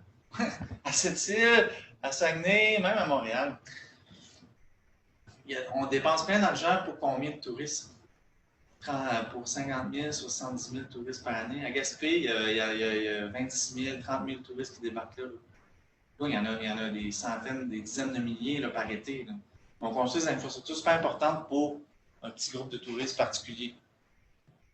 Donc, à l'époque, c'était comme ça. Puis il y a encore des destinations qui se lancent là-dedans, surtout en Asie, là, à construire pour la compagnie de croisière. Mais la compagnie de croisière, elle, si tu leur dis, ben non, ça ne nous intéresse pas. Si ça vous intéresse de venir chez nous, ben investissez. C'est ce qui s'est produit avec le Belize. Parce qu'il y avait plusieurs compagnies qui avaient l'œil sur le sud Belize. Le gouvernement a fait une entente finalement avec Norwegian. Puis il y a une entente d'exclusivité territoriale aussi. Les autres compagnies ne peuvent pas aller dans le secteur, à moins que Norwegian accepte que les autres compagnies viennent. Par exemple, à leur quai. Ça ne se produit pas en ce moment. Donc, si tu élimines l'idée de mobilité, parce que pourquoi? Parce que les compagnies de croisière, ils négocient. Ils négocient les prix, les taxes par touriste. Si les conditions d'opération ne sont pas satisfaisantes pour eux autres, s'ils n'ont pas investi dans le port, qu'est-ce qu'ils vont faire? Ils vont juste aller ailleurs. Surtout dans le Caraïbe. Ça se ressemble tout. Les touristes, eux autres, là, qui débarquent là ou là ou là, ça ne change rien. Il y a de la bière, il y a du sable. Tout est beau. Puis ça, les compagnies, ils savent. Dans les années 90, Sainte-Lucie a décidé d'essayer de s'organiser avec d'autres destinations pour dire, regarde, on va se mettre ensemble pour négocier. C'est difficile dans les Caraïbes. Pourquoi? Parce que la Caraïbe est fragmentée au niveau culturel, mais au niveau politique. Tu as des pays, hein? Tu as des colonies françaises, Guadeloupe, Martinique. Tu as des pays indépendants comme la Jamaïque, tu as des petits anciens pays du Commonwealth, tu as des pays latinos, tu as Trinidad Tobago. C'est complètement bigarré. Mais comment tu fais pour organiser ces gens-là ensemble? C'est ça la faiblesse de la Caraïbe de façon générale au niveau géopolitique. Combien de croiseurs le savent, ça? Sainte-Lucie a essayé. Ça n'a pas marché. La coalition s'est effondrée. Les compagnies de croisière ont su qui avait commencé à faire, qui avait eu l'idée. Qu'est-ce qu'ils ont fait? Ils ont boycotté Sainte-Lucie pendant quelques années pour les punir comme des enfants. Et c'est ça. Fait qu'à cette heure, les gens, les gouvernements, non, tu sais, on va comme se mettre à dos, tout ça. Mais dans le cas de, quand c'est les compagnies qui investissent, mais là, il y a un rapport de force qui s'inverse. Là, ça devient des destinations qui peuvent... Puis pas au point de... Parce que si tu contrôles le territoire, si tu contrôles les flux, tu contrôles les déplacements, il y a peut-être moyen d'aller chercher quelques revenus. Les gens ne sont pas contre ça, mais c'est l'idée de dire on va contrôler le truc. Le temps 3, que moi j'ai décidé, mais si je l'ai vu à la fin, c'est le tourisme immobilier. Quand on débarque sur Harvest Key ici, là, ça je l'ai su à la fin en faisant des entrevues avec les gens de l'immobilier à Placentia. Ils m'ont dit, moi je ne savais pas, après plusieurs mois de le savoir, parce que c'est caché quand même. Sur l'île, il y a des real estate, là, des agents immobiliers qui vont sur l'île, puis ils font de la publicité aux touristes de croisière pour acheter des terres dans le secteur. Là, vous allez me dire, voyons, qui va investir 100 000 $ en gogoune avec une bière dans les mains, tu sais? La stratégie, c'est de dire, écoutez, monsieur, madame, ce qu'on vous offre, regardez les photos, là, et puis il y a toutes sortes d'affaires, tout le monde regarde ça, ouais, ok, ouais, ça va être intéressant. Ce qu'on vous offre, c'est que vous pouvez revenir ici, faire un voyage. Vous allez être dans un hôtel à telle place, piscine, tout ça. Puis le jour, au lieu de faire d'aller visiter une ruine Maya ou des trucs comme ça, on va faire du magasinage. On va aller se promener, on va vous montrer les terrains, on va vous montrer les maisons, tout ça. Fait que les gens ils font comme, OK, ça va me coûter 1500 $, 3000 $ US, moi puis ma femme. On va quand même faire des vacances. On va être à la plage, on va aller à la piscine le soir, on va être dans le sud. Le jour, on va visiter les affaires. Puis 3000 $, quand tu vas investir 100 000 $, ça va, tu sais, tu es prêt à le mettre, là, puis c'est des vacances de toute façon. Au moins, tu vois dans quoi tu t'embarques, tu rencontres des gens, et ça. Fait que là, la mairesse de Placentia, à la fin, elle m'a dit, Luc, elle dit, touriste de croisière, là, je pense qu'on a réussi à faire ce qu'on voulait faire. On a réussi à verrouiller le territoire un peu, pour contrôler notre territoire. Mais il dit, le vrai problème, Luc, là, c'est ça. On est en train de se faire vendre tout notre territoire, puis c'est tous des étrangers qui arrivent. Puis des Bélidiens, là, penses-tu qu'ils sont capables d'acheter des terres autour? C'est fini, là. Sur la péninsule, là, c'est terminé. Les jeunes, quand ils quittent la maison, ils vont pas vivre ils restent pas à Placentia, là. Ils vont l'autre côté de la lagune, à Mango Creek. Parce que les loyers ici, c'est tous des étrangers. Toutes les maisons, ils restent le long de la plage ici, des locaux. Il y a un petit quartier de locaux ici. Mais tout ça, là, c'est tous des étrangers, là. Sauf à Sainte-Bête, qui est ici, qui est un village Garifuna, qui, eux, n'ont pas voulu déménager. Pourquoi? Parce qu'ils n'ont pas de place où aller. Les créoles, ici, les autres, ils ont des familles créoles un peu partout. Mais à Garifuna, ici, les autres, ils n'ont pas d'autre place à aller. Les autres, ils n'ont pas vendu aux étrangers. Si vous allez sur la péninsule, vous allez à Sainte-Bête, vous allez retrouver un village qui ressemble au même village qu'il y a 25-30 ans. Mais Placentia, c'est fini. Puis regardez, là, on fait du remplissage ici. C'est une vieille photo, ça. Cette photo-là, elle date de, je pense, 2004-2005. Tout ça, aujourd'hui, c'est toutes des maisons c'est tous des Américains. Des Canadiens aussi, mais beaucoup des Américains. Ils vont combien de temps? Comment? Ils vont combien de temps? Ben, c'est des retraités. Tu sais, des retraités, 55 ans, 60 ans, ils achètent là. Puis eux autres, c'est des gens modestes, c'est des gens qui ont un revenu modeste. Hein? C'est des gens qui ne pourraient pas se faire cette retraite-là ailleurs. Ailleurs au Canada ou surtout aux États-Unis.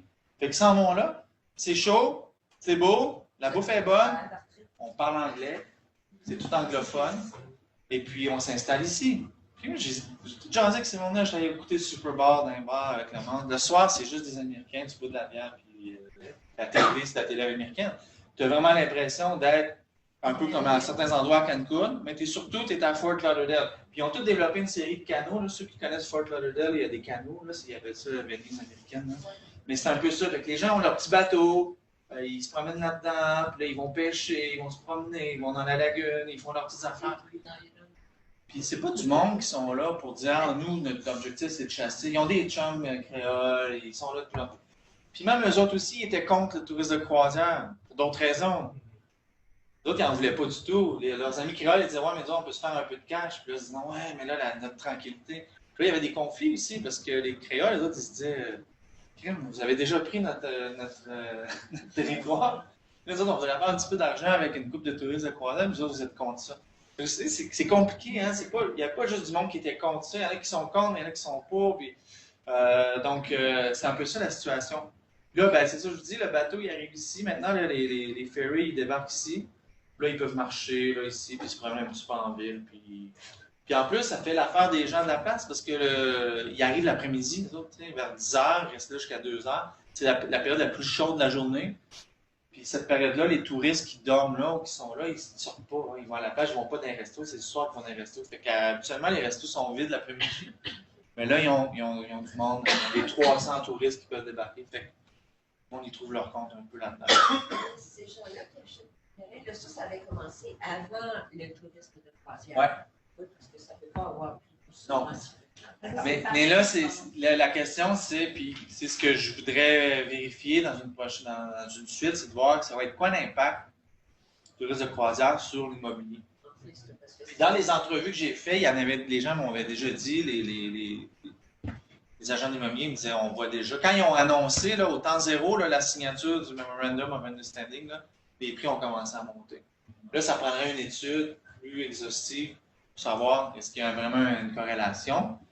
Mais au pif, les gens du milieu, ils me disaient, c'est assez précis pour au moins dire, hey, je pourrais m'intéresser à cette question-là puis essayer de voir est-ce qu'il y a vraiment, parce qu'il y a sûrement d'autres facteurs.